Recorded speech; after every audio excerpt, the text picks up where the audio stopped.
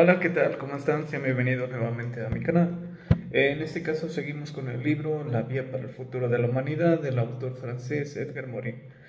El día de hoy voy a presentar ante ustedes el capítulo 3 llamado Agricultura y el mundo rural. Dice así, situación. Se ha producido un fenómeno inédito en la historia de la humanidad.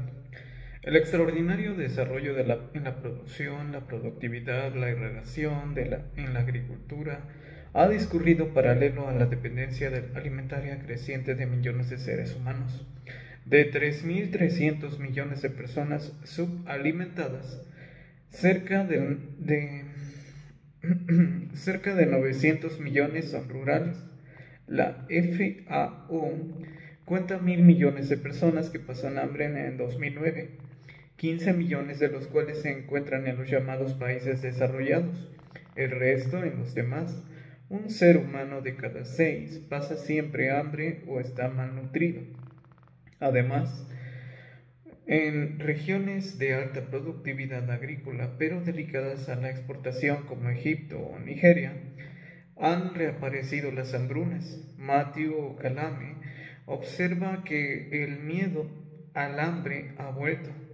Podríamos en el año 2050 alimentar a 9.000 millones de personas sin degradar el medio ambiente de forma irreversible, sin transformar la tierra en un desierto ocre. ¿Cuál será el régimen alimentario? ¿Qué valor tendrá la energía? ¿Qué ganancia de productividad podemos esperar? ¿Cuántas hectáreas de tierra podremos contar? Etcétera. Y hay que señalar además que las cuestiones técnicas, biológicas y sociales se interpretan. El problema de la agricultura es un problema planetario, indisociable. El agua, la demografía, la urbanización, la ecología, cambios climáticos y naturalmente el problema de la alimentación, todo ello interdependientes unos de otros, el agua. Como dice Matthew Calame, sin agua no hay cultivos y por lo tanto no hay alimentos. Según la FAO, el dominio del agua es un elemento clave en la seguridad alimentaria, de la seguridad de la producción y la mejora rápida en la productividad del sector agrícola, en particular en África, donde se utiliza menos del 4% de los recursos hídricos renovables frente al 20% usado en Asia. En los países en desarrollo solo el 20% de la superficie agrícola es riego, sin embargo obtiene el 40% de la producción. En la África subsahariana solo el 4% de las tierras arables está irrigada, frente al 38% en Asia. Las extracciones efectuadas por la mayoría de países superan la capacidad actual de regeneración de las capas freáticas, pero algunos no dudan en bombear las preciosas aguas fósiles potables de los acuíferos para sus cultivos.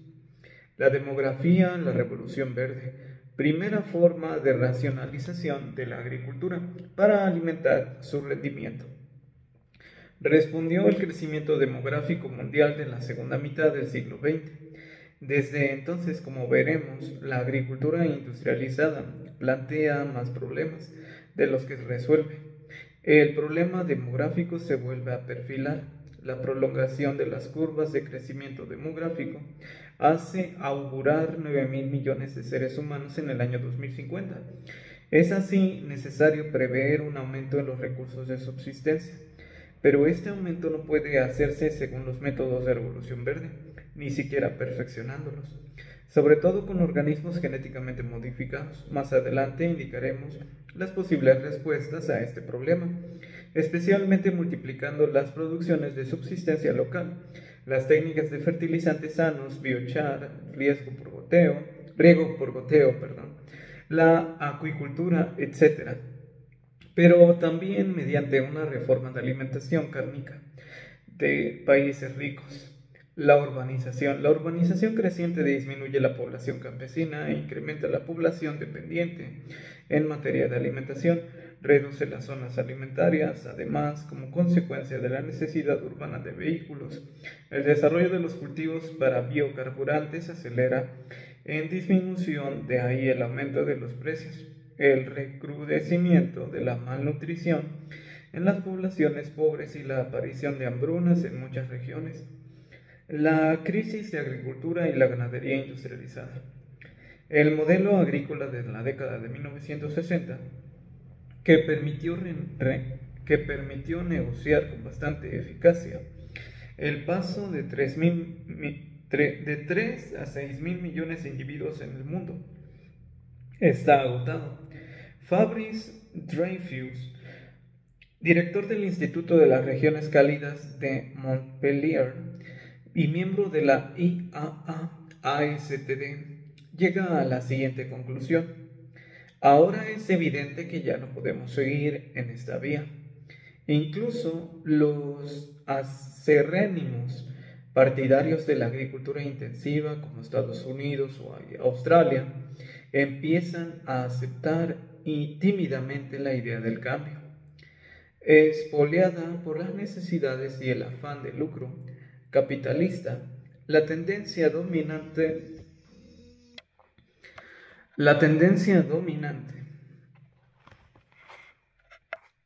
en casi todo el mundo es, sin embargo, la de continuar y ampliar la agricultura y la ganadería industrializada, que conduce a la desaparición de los campesinos, la urbanización creciente y la degradación general de los suelos y de la calidad de los productos. En efecto, las evoluciones favorables a la productividad también son favorables a enfermedades fúngicas, a los insectos parásitos y a las malas hierbas.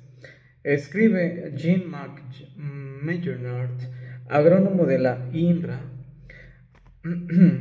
Los cultivos intensivos de cereales son muy exigentes en tratamiento fitosanitario y los pesticidas se han convertido en los pivotes de los sistemas de producción. Los pesticidas, en efecto, han pasado del estadio de remedio al de droga. Hay residuos de pesticida en la fruta, los vinos, etc. Desde hace décadas, los productos fitosanitarios son desarrollados por unas multinacionales que difunden esos productos entre los agricultores, imponiéndoles su solución, como señala Pierre Micler, de la Oficina de Estudios AgroTransfer, y Bernard Triumph, del CIRAD. Es más el uso masivo de abonos, así como la contaminación de los ríos y de las capas freáticas, tienen consecuencia ecológica y sanitaria devastadora. La agricultura industrializada es una de las principales causas que agoten las aguas, se empobrezcan los suelos y prolifere la contaminación química. De 8.900 millones de hectáreas y 2.600 millones de personas están ya afectadas por esa degradación del medio ambiente. Paradójicamente, la crisis alimentaria ha producido justo cuando los espacios irrigados en el mundo alcanzan récords de superficie de progresión anual.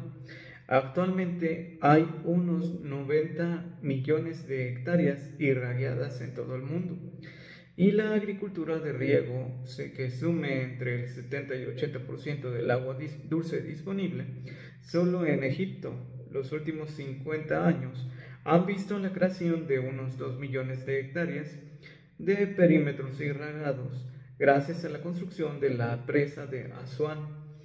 Ello ha permitido a Egipto producir cereales para la alimentación, pero también formar parte de los grandes exportadores agrícolas, frutas, hortalizas y flores. En el año 2008, la crisis alimentaria se cobró la muerte de 15 personas, según las autoridades, de mucho más según las fuentes independientes. África es el único continente de la producción agrícola per cápita ha disminuido en vez de aumentar, según Diemeko Yo, ministro marfileño de Agricultura. África sigue siendo el continente que produce lo que no se consume y consume lo que no se produce. África ahora tiene que impartir un tercio de lo que necesita. La explicación a esta paradoja es la política de algunos países que fomentan las exportaciones agrícolas en detrimento de su soberanía alimentaria, que permitiría alimentar de forma autónoma, especialmente el caso de los cereales, a su población.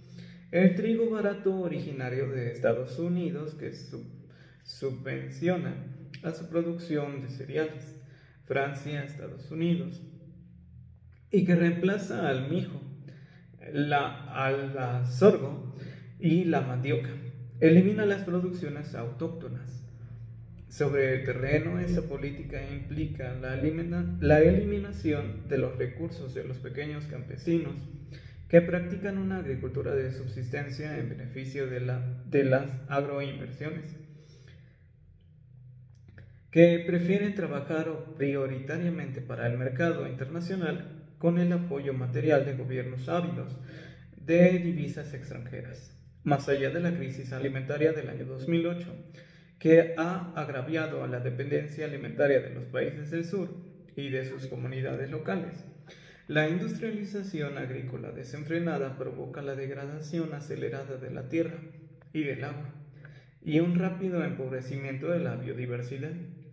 Y lo que aún es más grave, la competencia desigual sobre los recursos agrava el proceso del empobrecimiento y de exclusión de millones de familias, de pequeños campesinos. Las producciones de monocultivos intensivos, con su lógica de rentabilidad a corto plazo, no tienen en cuenta los desastres climáticos, medioambientales y sociales que provocan. Así, el desarrollo de la agricultura en la ganadería industrializada destruye las agriculturas de subsistencia, reduce la biodiversidad, asola los bosques, degrada los suelos, ha provocado daño medioambiental considerable y tanto daño a los humanos, no menos considerables como son la exclusión y las migraciones. Continua, provocando la desertificación de los campos y la muerte de los campesinos. Ha agravado las escandalosas desigualdades entre países ricos y pobres. Matthew Kalam indica que los daños causados por la agricultura y la ganadería industrializada provocan otros problemas en cadena: el del negocio internacionalizado de la alimentación, que hace circular los productos de un continente a otro, pagando el precio de unos transportes aéreos y por carretera, que consumen una gran cantidad de energía y producen una gran cantidad de CO2.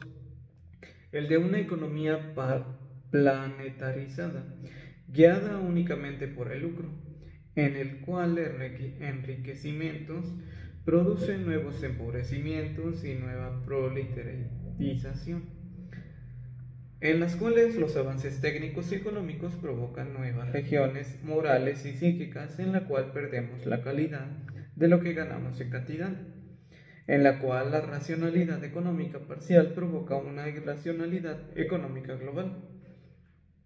Así, el cordero de Nueva Zelanda, traído por avión, se vende a 7 euros el kilo en los hipermercados, es decir, a la mitad del cordero criado en Francia, pero al ser transportado por avión a una distancia de más de 18.000 kilómetros, emite unas cantidades de CO2 que totalizan 50 veces su peso.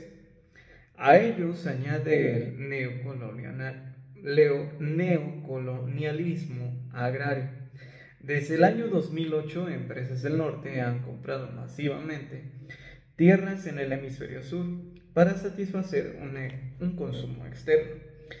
La empresa del norte adquiere tierras fértiles, a veces grandes como estados, al mismo tiempo que el capitalismo chino, brasileño o indio acapara yacimientos de materias primas, cobalto, litio, bauxita. Las tierras del sur se han convertido en activos rentables para las capitales bursátiles.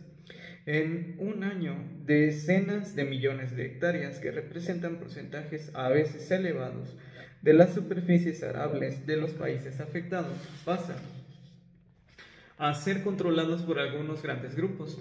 Aunque la mitad de las tierras arables del mundo todavía están disponibles, África, por ejemplo, ya casi no posee una buena tierra libre.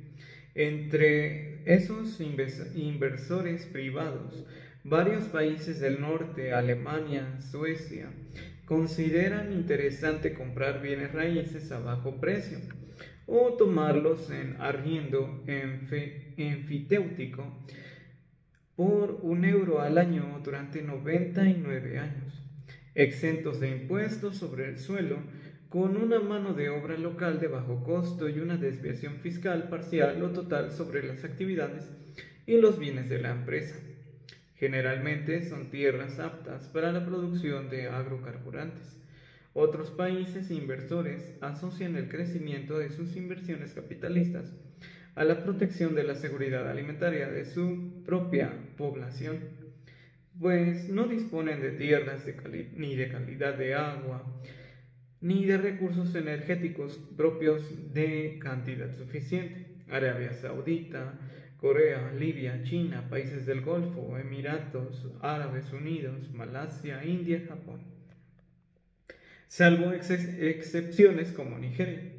Los antiguos países colonizados, convertidos en estados soberanos, promocionan con frecuencia las inversiones extranjeras, ya que son las únicas, según ellos, que les permite sacar el mejor partido de sus recursos y sus tierras, gracias al capital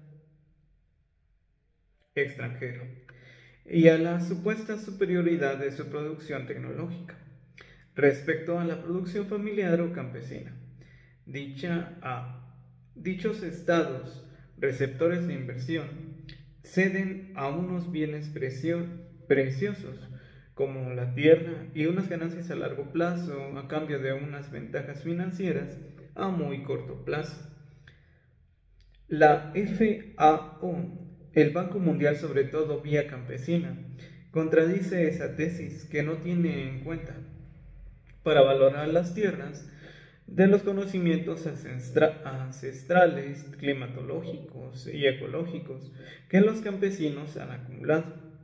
Se calcula que el robo de tierras de las poblaciones rurales del sur, acompañado de la negación de sus derechos consuetudinarios, ha desplazado a más de 1.000 millones de personas a barrios de chabolas de las ciudades. La mercantilización de la tierra mediante la captación de las riquezas y de las rentas, convertida en lícita por contratos voluntarios firmados en el contexto de una relación de la fuerza financieramente, técnicamente y jurídicamente desigual. Acelera el desempleo con la mecanización, la proletarización, la emigración, la desaparición irreversible de la mitad rural de la humanidad y de sus saberes. El desplazamiento de esos refugiados agrícolas agrava la pobreza, la inseguridad alimentaria, los riesgos de conflictos sociales y étnicos, hace crecer las Biden-Bills y la inmigración clandestina con destino a países desarrollados. Finalmente, la crisis agrícola que afecta especialmente a los campesinos desarraigados y los urbanitas del sur, es consecuencia de una mundialización que tiene tres caras: globalización, desarrollo y occidentalización, y de la invasión descontrolada de la economía capitalista, con la extensión de la agricultura industrializada y todo lo que esta comporta, las vías reformadoras. Encontramos de nuevo dos imperativos antagónicos y complementarios al mismo tiempo: globalizar y desglobalizar. Una política de conjunto globalizada. Una política de conjunto implica una regulación del mercado mundial basado en el apoyo de los precios en un primer nivel y en impuestos que graven los factores de producción, agua, tierra, ímpetus, energía, en un nivel superior.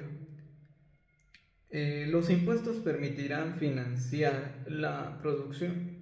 Este sistema fomentaría la agricultura cuyas técnicas agrícolas son ecológicamente eficientes. Una política de conjunto debería ser a la vez global y diferenciada en cuanto a la utilización de las tierras mal explotadas. La FAO estima en 1.530 millones de hectáreas las tierras bien cultivadas y en 3.000 millones de hectáreas las tierras mal explotadas. Una política de conjunto se combinaría con una política de reforma alimentaria. Se podría alimentar a 9.000 millones de seres humanos o con 1.500 o 2.000 millones de hectáreas de tierras, abandonando el modelo cárnico norteamericano o argentino. Se necesitan 7 kilos de materiales para producir 1 kilo de carne. En los años de 1970 y 2010, el consumo anual medio de carne ha pasado de 25 a 38 kilos por persona. La desglobalización debe discurrir en el sentido de la autonomía y la soberanía alimentaria de las naciones y debe ser gracias a eventuales protecciones arancelarias, gracias a ayudas estatales o internacionales, para la promoción de pequeñas explotaciones que responden a demandas locales. Una parcela de 1.000 metros cuadrados bien explotada puede asegurar la prosperidad de una familia del sur, siempre que disponga de un circuito de comercialización adecuado, gracias a una mejor limitación y una regresión progresiva de los monocultivos industrializados, gracias a la formación de los agricultores en las técnicas no contaminantes y en la protección del medio ambiente, reforestación, gracias al desarrollo de la alimentación de proximidad para las ciudades, gracias al auge de los sistemas locales que incluyen la ecología, agricultura tradicional y biológica, gracias al impulso de las prácticas de distribución directa del productor a los consumidores. Es preciso vincular una gobernanza mundial del abastecimiento como la soberanía alimentaria de las naciones.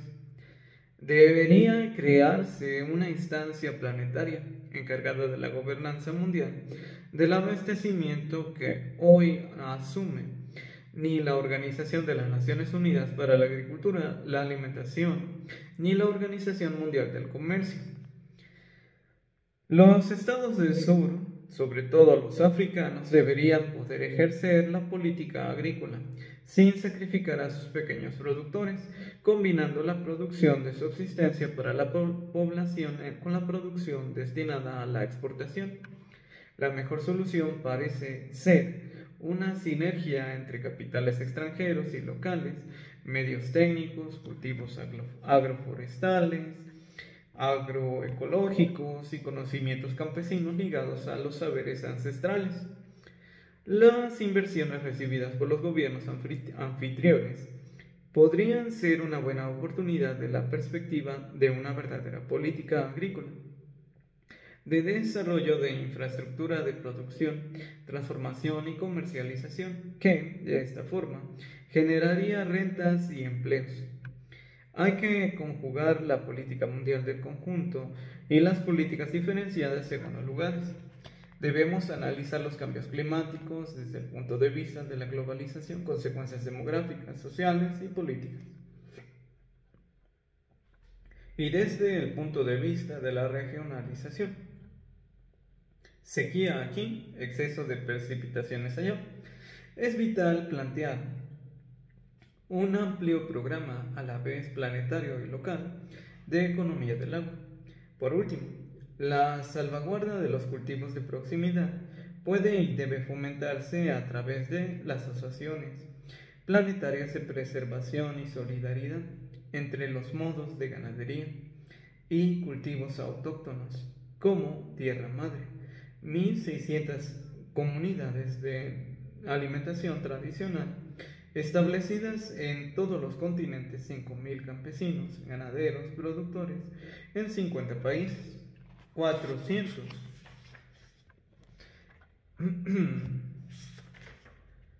enseñantes, 1.000 cocineros. Después del encuentro del 2006, un nuevo contrato mundial de las comunidades de alimentación reunió en el 2010 a 7.000 personas de todos los continentes, como AgriSud, Stefan Heiser y Robert Lyon, que permitió el lanzamiento de 19.500 pequeñas explotaciones en 10 países africanos, cuyo porcentaje de supervivencia ha sido el 85% al cabo de 5 años de experiencia, o también Alliance Citoyen. Las vías de revitalización del mundo rural. La revitalización del mundo rural es la finalidad fundamental de la política del conjunto globalizadora y desglobalizadora en materia agrícola. Una política de regeneración en el campo permitiría invertir los flujos migratorios, revitalizar los pueblos, reemplazar las grandes explotaciones industrializadas por explotaciones medianas y pequeñas, tradicionales y biológicas. A través de ayudas y protecciones fomentaría los éxodos urbanos para huir del estrés, la contaminación y las molestias propias de la gran ciudad, y el mantenimiento o la recuperación de pequeños comercios. Animaría la recolonización de las villas y pueblos rurales, así como el turismo agrogastronómico, que proporcionaría a los productores ingresos suplementarios. La regeneración del mundo rural compartiría la creación de parques naturales como el de Monteciño, en Portugal, que permite la protección de una fauna y flora muy variadas, así como el mantenimiento de pueblos en los que se fomenta la artesanía, la utilización de molinos de agua, donde se restauran antiguas granjas, se impulsa la cría del cerdo magro, que se alimenta de bellotas y que produce jamón y chorizo que atrae así a gentes de todo Portugal. La nueva política agrícola no puede sino verse estimulada por la conciencia creciente de las consecuencias nocivas de la industrialización desenfrenada de los cultivos pesticidas que se infiltran entre las frutas y hortalizas. La industrialización creciente de la ganadería del cerdo, contaminación de las capas freáticas de las aves y el bovino. Esa nueva política se basaría en el derecho de la tierra de los campesinos, sin tierras o expropiadas del sur, lo cual, como en el noroeste de Brasil, requeriría de una forma agraria, que a su vez habría evitado de las grandes migraciones hacia Sao Paulo. Protegería la propiedad comunitaria de la tierra y privilegiaría a los sistemas de arriendo a largo plazo, 25 años.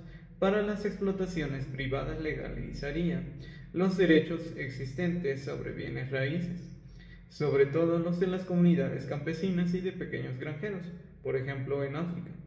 El 80% de los derechos de propiedad no están registrados por escrito, y haría participar a los campesinos locales en las negociaciones de las cesiones de tierra. Además, la instalación de productos desprovistos de capital procedente del mundo urbano se fomentaría a través de una mutualización del capital, como la que funciona en Terre de Liens. En esa misma perspectiva de globalización-desglobalización deberían aumentarse las superficies cultivadas. Actualmente, como hemos visto, hay 1.500 millones de hectáreas dedicadas a la agricultura. La FAO estima que serían cultivables 4.200 millones de hectáreas y 1.500 millones, más si se utilizan los vastos territorios de yermos de Siberia, Rusia, Polonia, América del Sur y África. Asia, por su parte, tendría poco margen. Se podría asimismo fertilizar zonas áridas con condiciones de riego por goteo, biochar, fijar los suelos contra la erosión, revitalizar tierras estériles a causa de la agricultura industrializada. En Australia se paga a los campesinos para mantener o reconstruir las vallas hechas de arbustos donde anidan los pájaros. Restablecer los caminos, es decir, restaurar microclimas beneficiosos.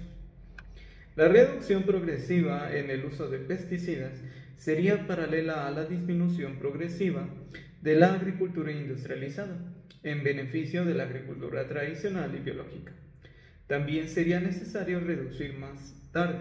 Suprimir los biocarburantes corresponsables del alza de los precios alimentarios. En todas partes, las instancias nacionales e internacionales deberían apoyar sistemáticamente el desarrollo y la propagación de una agrobiología que eliminase los medios químicos en beneficio de los biológicos. La propia ingeniería biológica de pronto debería permitir a las plantas cultivadas liberarse los abonos nitrogenados, extrayendo nitrógeno directamente del aire. Se trata de crear y desarrollar con rapidez unas tecnologías ecológicamente idóneas.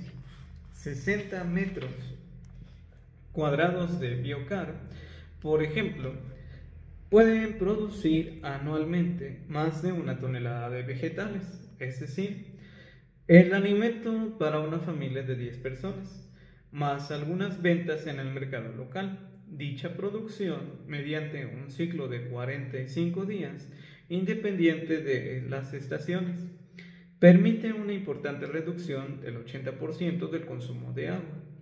También sería preciso buscar la intensificación ecológica que aumente los rendimientos utilizando las funcionalidades bioecológicas de los sistemas, lo cual conduciría a desarrollar la reforestación que regula el ciclo del agua, la roturación y la tala de los árboles en millares de hectáreas contribuyen al desequilibrio hídrico y la desertificación en todo el planeta. Esta agricultura crea el desierto, la deforestación y la desarborización, destrucción de árboles fuera del bosque, indiscriminadas transformarían, por ejemplo, las fuentes tropicales del Nilo en wet seco de las 3/4 partes del año. Encerrados en la lógica de la producción desenfrenada, los capitalistas, los políticos y los técnicos responsables de la reforestación amazónica a favor de la agricultura, la ganadería, la industria, quieren seguir ignorando que el reciclaje del agua de las nubes a través de la jungla proporciona la mitad del caudal del Amazonas. Volver a desarrollarse en el sector agroforestal presenta, según Matthew Calame, enormes ventajas. Es una reforma alimentaria y agronómica que debe conducir a abandonar el dogma crealista. El futuro de la humanidad pasa por la exploración agroforestal, asociación de árboles, cultivo y ganadería, y por el árbol agronómico nogal, manzano, castaño, árbol del pan, almendro, olivo, etc. La historia agronómica está llena de esos sistemas agroforestales, de los cuales nadie ha discutido nunca los resultados. La eficiencia geoecológica y energética de los árboles alimenticios y de los sistemas agroforestales es muy superior al policultivo, ganadería, y por supuesto al monocultivo. Podríamos instaurar un plan fructuoso que reemplazará la sacarosa, dar prioridad absoluta a los aceites arborícolas, nogal y olivo, antes que colza y girasol. Reducir la parte de los cereales de la alimentación de los animales monogástricos, pollos y cerdos, y volver a utilizar las bellotas. Asimismo, disculpen si lo digo mal, Francois Garznaski, ingeniero agrónomo, es preciso resucitar la asociación de cultivos con arbustos y árboles mediante la replantación de árboles rurales. Bajo los árboles de rendimientos pueden doblarse o más. No solo aseguran la fertilización del suelo, sino que crean un microclima alrededor de los cultivos, cortando el viento y manteniendo una buena humedad. Este tipo de agricultura permitiría ganar nuevas tierras en las regiones áridas, sin tener que regar de forma masiva.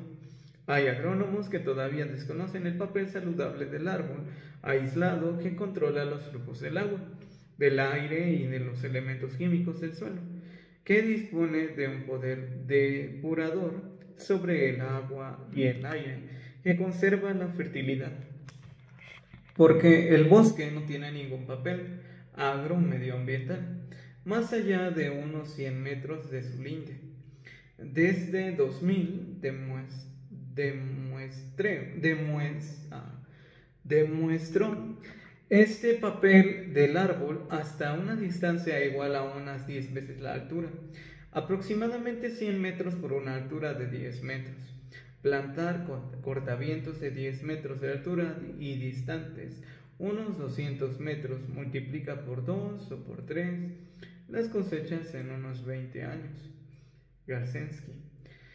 El retorno a la agricultura desde el Ecuador hasta el Círculo Polar podría operarse siempre, según Garcensky, no gracias a las perforaciones, sino replanteando los árboles rurales. A nuestro parecer, que podría perfectamente, según los contextos, practicar reforestaciones a plantaciones de árboles, la explotación agroforestal, la utilización de biochar como abono, de acuerdo con los principios de una política de la humanidad que se adapte a las condiciones culturales singulares. Importa desestandarizar las normas, unir los conocimientos campesinos heredados de experiencias seculares, cuando no milenarios, con los conocimientos resultantes de investigaciones agronómicas actuales, plantas que resisten el estrés climático, almacenamiento del carbono, bancos genéticos para vegetales, biotecnología para mejorar las variedades. Todo ello implica una mejora utilización de los animales, tracción, estiércol, etc., así como volver a emplear la mano de obra, no solo en el sur, sino en todas las zonas en donde la intervención manual es garantía de calidad o de salud comparada con la intervención mecánica. ¿Quién dijo que la generalización del trabajo duro suprimiría al hombre en el mundo? La mejora de las condiciones de vida en el medio rural y en el ámbito humano, educativo, social, económico, agrícola, requiere la creación de protecciones de servicios sociales en los países del sur que carecen de ellos. Disfrutando de una vida agradable en el mundo rural, no tendría entonces necesidad ni ganas de engrosar las filas de urbanización o inmigración. Actualmente es importantísimo plantearse la cuestión de los organismos genéticamente modificados, que se supone que eliminan la necesidad de usar ciertos pesticidas, pero no evitar la degradación de los suelos, estudiando minuciosamente las diversas consecuencias de su uso. En particular, la reducción universal de la biodiversidad en cualquier caso. Es necesario anular las patentes de Monsanto y otras firmas que colocan a los campesinos bajo la dependencia exclusiva de su monopolio. Hay que provocar una toma de conciencia en las poblaciones urbanas y de los poderes públicos sobre los problemas de calidad, de salud y de despilfarro alimentario. Una toma de conciencia en los ciudadanos sobre el peligro y el costo de un suministro que depende esencialmente del mercado mundial y la industria agroalimentaria. Esta toma de conciencia debe ir acompañada de una educación para el consumo y la alimentación. Hay que reformar las ayudas humanitarias, los medios gigantescos que destinan a paliar las situaciones de urgencia, desastres, inundaciones, hambrunas, son en gran parte desperdiciados al pasar por administraciones corruptas y además no están en relación proporcional con los medios insignificantes que se destinan a preservar y desarrollar el sector agroforestal, la agricultura biológica, las explotaciones pequeñas y medianas. Este desequilibrio explica el estancamiento y la regresión en los países siniestrados. Revela la ineficiencia de muchas de esas ayudas. Asimismo, algunas ONG aplican conceptos del norte a los problemas del sur, que deterioran, así lo desean mejor. Hay que considerar un desarrollo participativo que entienda que las poblaciones del sur son capaces de tomar su destino en sus manos. Se utilizan las herramientas idóneas. La aportación de esas asociaciones o las ONG se traducirían entonces por formación, contabilidad, gestación, informática, gestión, por aprendizaje e intercambio de técnicas agroforestales y experiencias agrícolas, por ejemplo, el trabajo ProNature International en África, con sus huertos en Benín y en Nigeria, que combinan el riego por goteo, por los cultivos de hortalizas, árboles frutales. La experimentación de agricultores debería de dar lugar a las emergencias de nuevos métodos. De un nuevo papel pasivo a los usuarios debería pasar el papel activo de los experimentadores. La asistencia sería sustituida por un partenariado recíproco norte-sur, que basado en el principio de intercambios y reflexiones en común, reconocería las riquezas de sus aportaciones y los progresos de los agricultores de los países del sur, con sus sabores ancestrales y familiares y su capacidad de adaptación a unos ecosistemas y unos climas distintos de los nuestros. Por ejemplo, France Volunteers ha encontrado en los productores africanos la posibilidad de desarrollar un negocio de algodón bio que resulta atractivo en el mercado. Conclusión: todas estas vías reformadoras reclaman una política ambiciosa de desarrollos múltiples a contracorriente de la tendencia actual, promulgar unas reformas agrarias para dar tierras a los campesinos en vez de a las grandes empresas, valorizar los sistemas de producción de alta calidad medioambiental que ahorran agua y abono y modifican nuestros hábitos alimentarios para reducir el consumo de carne.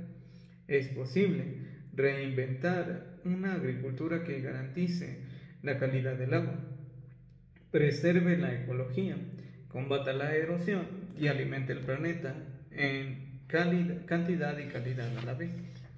Y bueno, eso sería todo por hoy. Agradezco su atención y les deseo buen día. Hasta pronto.